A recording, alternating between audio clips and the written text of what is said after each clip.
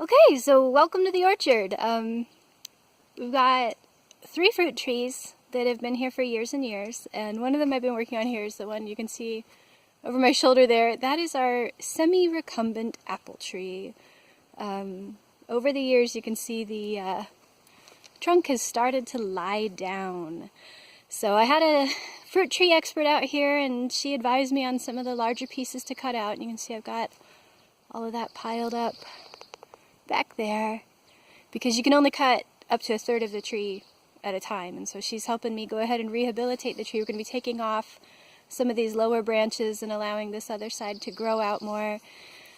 She estimates that the tree is about 40 years old, and given that apple trees in this area live to be about 100 years old, we still have, easily 6 decades of life left with this tree. So we want to go ahead and get it reshaped so that it can thrive. As it is right now, with the growth kind of going out like that, you can see it's just going to continue to lie down further and further each year with the weight of the apples as they come on. I also had her look at with me our plum tree here. We actually have 2 plum trees that have been here on the land. This is the Asian style plum tree. As you can see, it is really overgrown and grown through itself, and I don't know if the camera is picking it up, but a whole lot of what's up there is actually dead wood. You can see here I've been cutting some of it out today. It's a nice way to spend a very sunny February day here in the Pacific Northwest.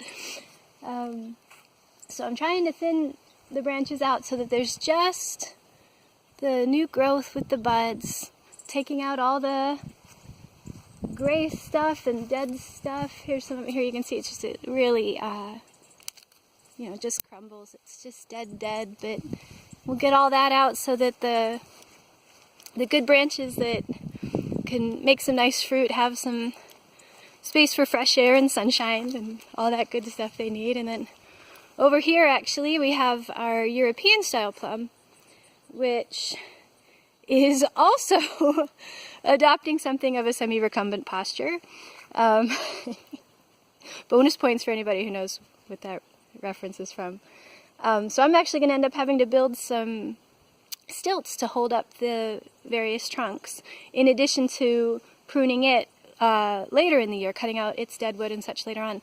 The Asian plum here is actually a much earlier tree than the European, so I've got some time on that. And then in addition to the existing trees, we actually added a couple of new trees this year.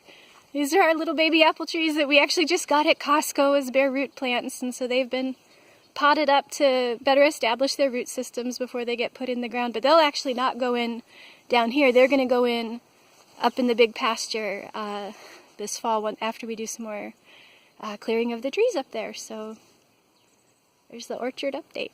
Oh, here, I'll show you one of my favorite things out here on the land before I turn this off.